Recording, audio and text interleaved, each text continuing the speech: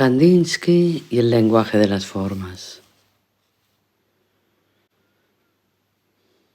Tomemos como punto de partida la propia generación de la geometría, su energía particular. Revisemos el cómo y el por qué surgen y se manifiestan las formas creadas en nuestro plano material y quizá para luego ver los paralelismos que tiene con los patrones naturales.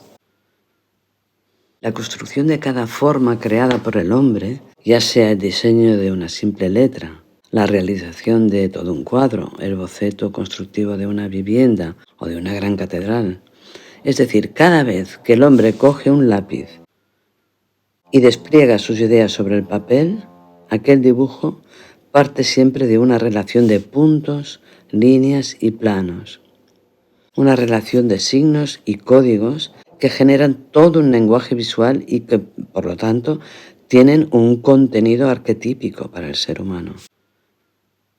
Hay un magnífico pensamiento de Carl Jung que se materializó cuando dijo: los arquetipos toman vida solo cuando intentamos descubrir su significado. A primeros del siglo XX, Vasily Kandinsky fue uno de los más destacados pensadores y teóricos sobre el contenido profundo del arte y sobre los conceptos de punto, línea y plano. Tres conceptos y pensamientos que vamos a revisar no solo para entrar profundamente en la matriz del fenómeno artístico y espacial, desde el punto de vista energético, sino para comprender también las energías que intervienen en cualquier método o forma de actuar terapéutica, bien sea el Feng Shui o la actual geocromoterapia, de la cual llevo más de 30 años trabajando. Dos de los libros teóricos de Kandinsky, uno se llama De lo espiritual en el arte y el segundo se llama Punto y línea sobre el plano, fueron escritos en la segunda década del siglo XX y a pesar de su abstracción, aún hoy mantiene una fuerte vigencia y desde luego la visión de este autor aún nos proporciona cierto método analítico y a la vez sintético sobre esos diversos valores que tiene la forma. Veamos lo que dice Kandinsky en su minucioso examen de los fenómenos del punto y de la línea. Dice: el punto geométrico es normalmente invisible, de modo que debe ser definido como un ente abstracto. Se asemeja a un cero desde el punto de vista material. El punto es ausencia, dice Kandinsky, y luego sigue: pero creo que oculta diversas propiedades humanas. Para nuestra percepción, el punto habla, sin duda, pero con reserva. Así, el punto es el puente esencial y único entre la palabra y el silencio. El punto geométrico en la escritura encuentra una forma de expresión. Significa silencio. Cuando hablamos o escribimos, el punto es siempre un símbolo de interrupción, de no existencia, pero simultáneamente el punto es el puente que unifica una frase con otra.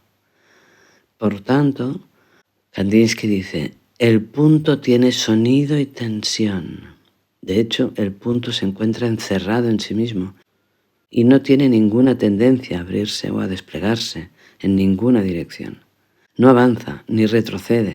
El punto se afirma en su sitio y se instala sobre una superficie. Representa la afirmación interna permanente. Es una afirmación breve, escueta, firme y rápida. La tensión del punto es concéntrica. Esa tensión hace que se asemeje al círculo. El punto es un pequeño mundo, un espacio que se fusiona y se comunica con todo lo que le rodea.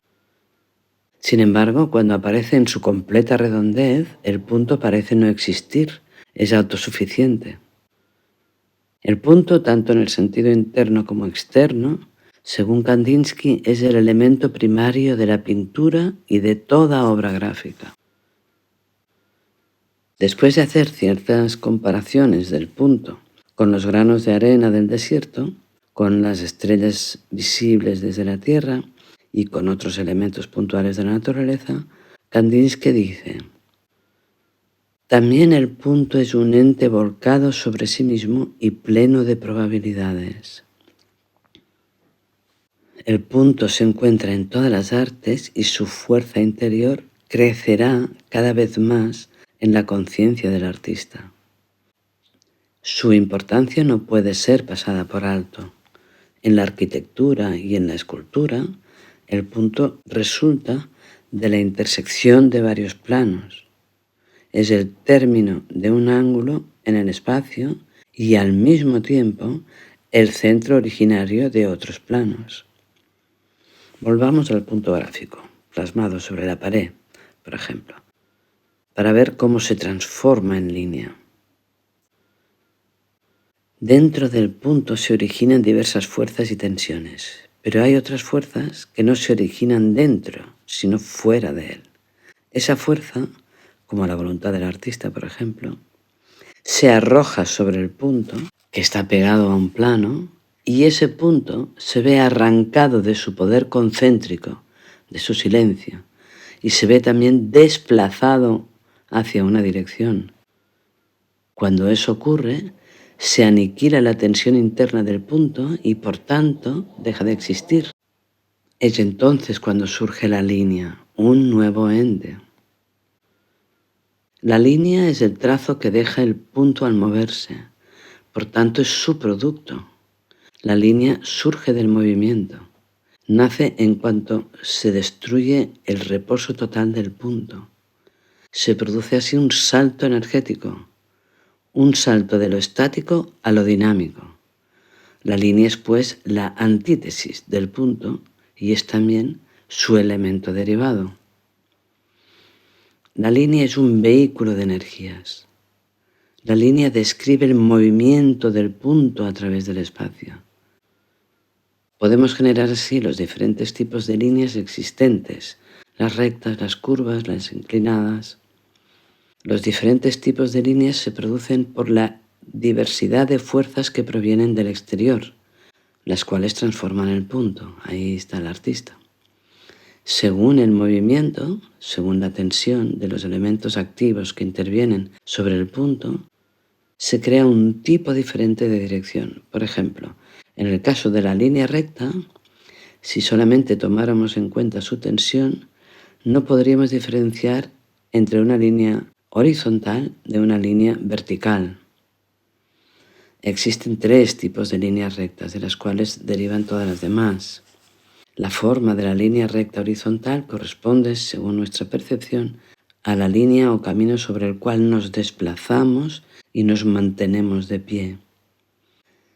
Kandinsky define el tono básico de la línea horizontal como la forma más limpia de la infinita y fría posibilidad de movimiento. Esa es su propia frase. La fuerza perfectamente opuesta a esta es la línea vertical, que según la concepción de este artista, tiene las cualidades opuestas, es decir, altura y calor. El tercer tipo de línea recta es la línea diagonal, que por su tendencia hacia las rectas anteriores, horizontalidad o verticalidad, genera su propio tono interior, lo que resulta de suma importancia en la composición de la obra artística. Para Kandinsky, la línea diagonal o inclinada es una reunión equivalente de frío y calor, la forma del movimiento templado, le llamaba él. Empezamos a acercarnos a las formas geométricas. Las 3 primeras líneas primigenias, horizontales, verticales o inclinadas, al relacionarse entre ellas, pueden formar ángulos. Lo más interesante de este estudio teórico y conceptual de Vasily Kandinsky es el poder que tienen las líneas rectas de formar planos o composiciones complejas. Las intersecciones entre las 3 líneas existentes crean puntos, inflexiones, ángulos, núcleos y centros de fuerza que parecen tender a crecer. La clave de la creación de toda superficie, de toda forma creada, es la fuerza energética que poseen los ángulos. Aquella intersección de fuerzas vitales, la energía que interviene sobre cada línea, se convierte a su vez en un nuevo centro, un eje, un núcleo en torno al cual se deslizan otras líneas, otras fuerzas, unas sobre otras, fuerzas que van y vienen en diferentes direcciones, generando de este modo los planos. De esta manera se crean los polígonos y todas las formas creadas en el espacio, sean o no sean simétricas. Por ejemplo, la reunión de tres líneas que se interceden y que emplean su fuerza motriz forma un triángulo. La primera forma cerrada de la geometría es el triángulo, el primer plano manifestado. Las formas, todas las formas existentes, son percibidas por el artista, el cual trata de comunicarse con ellas aprendiendo su lenguaje oculto. Para aprender el lenguaje misterioso de las formas, el artista comienza percibiendo las formas madre: triángulos, cuadrados, pentágonos, hexágonos, heptágonos, octógonos, eneágonos, decágonos, círculos, que son las primeras que delimitan el espacio de una forma regular, simétrica y comprensible. Esto se llama la geometría euclidiana. Son como las primeras letras del abecedario, de un abecedario formal. Son las vocales, por ejemplo. Los polígonos planos, estas formas de primer orden, contienen a todas las demás formas, incluso curvas, irregulares y abiertas, pero son su patrón original. A través de estas formas primigenias, a través de su lenguaje simbólico, como todos los lenguajes, se manifiesta el espacio ilimitado. Dicho de otro modo, el Tao se define como Dios o fuente o como infinito, da igual. El Tao, mediante el simbolismo formal, manifiesta su verdadero ser profundo, su poder creador y su acción moduladora de formas. El artista, al recrear las formas en su particular soporte, ya sea que haya elegido la pintura, la escultura, la arquitectura, el dibujo, el grabado, lo que sea que elija para expresarse, sintoniza con esas fuerzas primigenias, lo sepa o no, que son no solo primigenias, sino espaciales y eternas. La unidad se representa gráficamente por el punto, el ente creador y matriz de la existencia. Sin embargo, el punto tiene dimensiones para el artista. Potencialmente, el punto es un círculo y por tanto es el gran centro de atención y el poder de toda obra. Para el tantrismo, por ejemplo, el punto es intensidad y energía. Es precisamente desde un punto desde donde se trazan las circunferencias. Y en ellas, en los círculos, se inscriben todos los polígonos y todas las formas creadas. Y todos los seres humanos, por nuestro origen o procedencia espiritual, sintonizamos con esa unidad, con ese Tao, con esa fuerza generativa de la que parten todas las formas y toda la creación que vemos y hacemos los artistas.